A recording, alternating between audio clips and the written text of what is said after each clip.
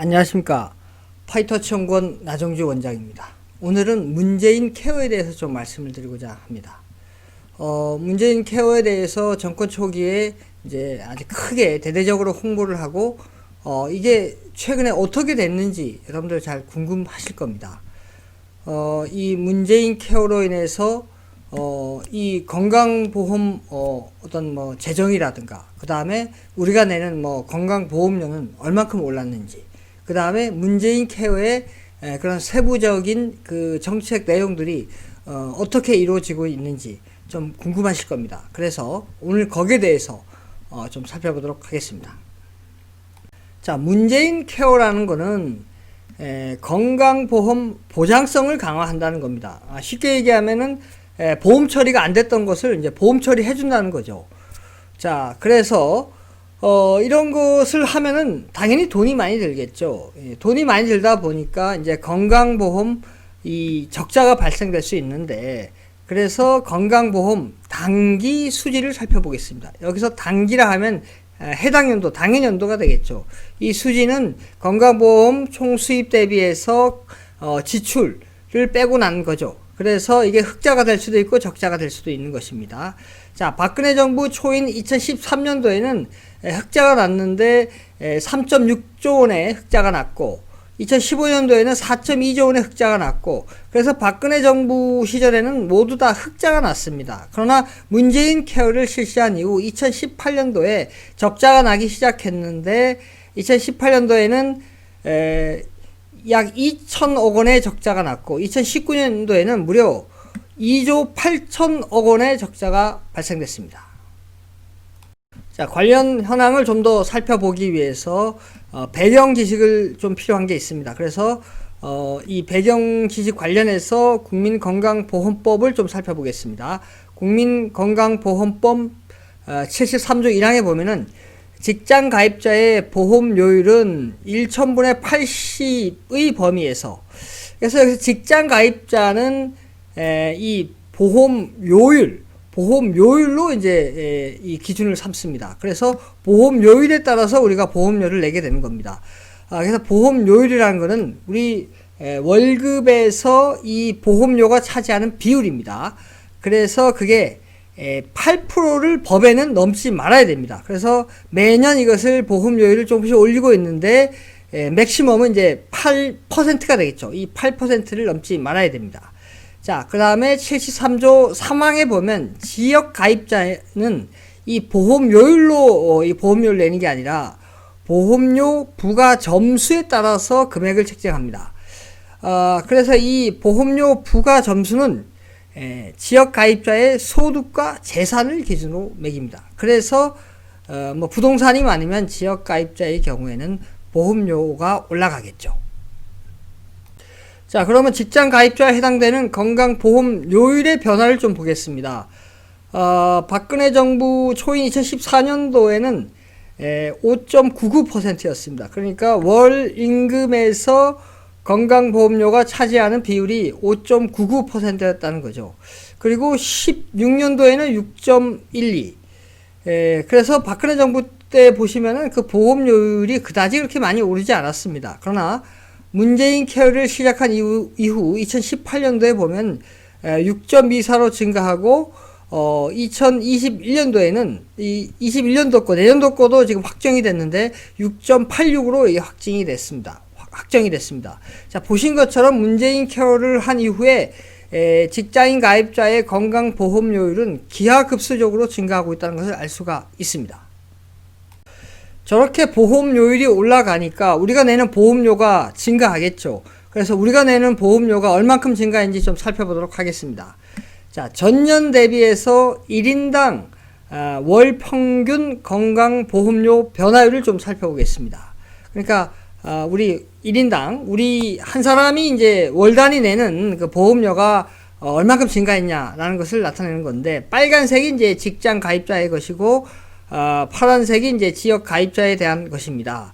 그래서 보시면 직장 가입자의 경우에 박근혜 정부 때는 이제 전년 대비해서 2014년도에 6.7% 증가했고, 그게 2015년도에는 감소해서 5.6% 증가했고, 2016년도에는 6.5% 증가했습니다. 그러다가 문재인 케어를 실시한 이후에 2018년도에 증가율이 7.9%로 확 증가한 이후에 2019년도에는 무려 10.4% 두 자리로 크게 증가했습니다.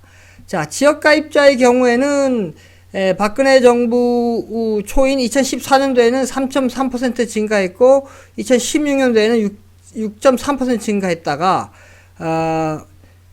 문재인 케어 실시한 이후에 18년도에 0.3%, 19년도에는 4.2% 증가했습니다. 그래서 지역 가입자의 경우에는 그다지 많이 증가하지 않은 것으로 보이는데 최근 2020년도에는 어떻게 되겠습니까? 이제 이 부동산이 많이 이제 오르게 됐는데, 그래서 아까 지역 가입자의 경우에는 부동산, 그러니까 재산에 따라 비례해서 보험료가 오른다 그랬지 않습니까? 그러면은 부동산 가격이 많이 이제 증가하면은 당연히 건강보험료가 지역 가입자의 경우 올랐겠죠. 그 관련된 자료를 좀 살펴보도록 하겠습니다.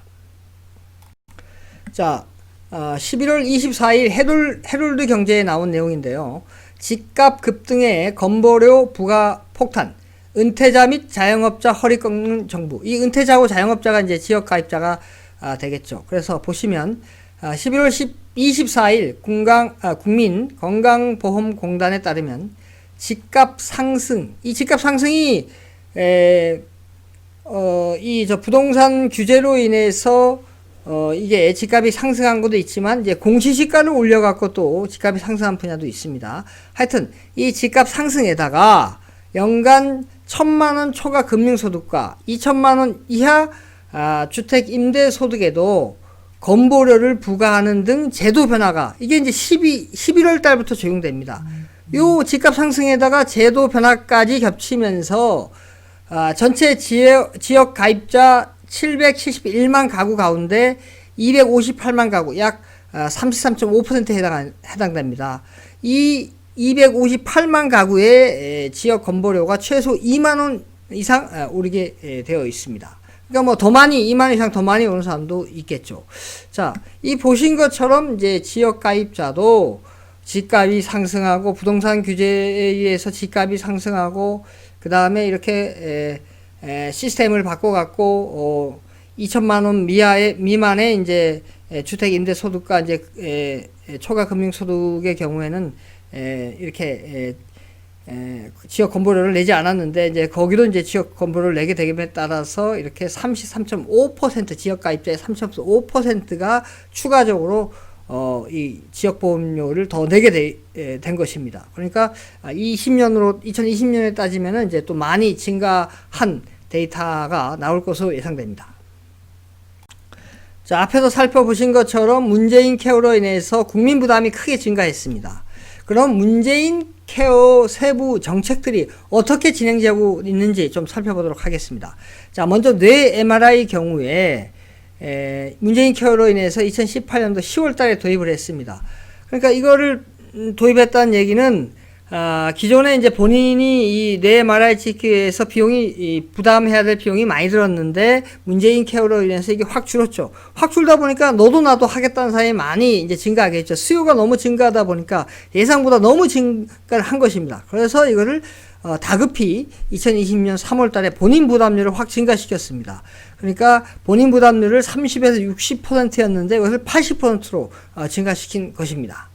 다음에 이제 양압기 대여인데, 이 양압기는 이제 코골이가 심한 사람한테 이제 산소 마스크처럼 이제 이렇게 쓰는 건데, 요게 월 대여료가 기존에는 이제 10만 원이었는데 요거를 이제 문재인 케어로 인해서 2만 원으로 이제 하락시킨 겁니다. 그러니까 이제 수요가 엄청 늘겠죠.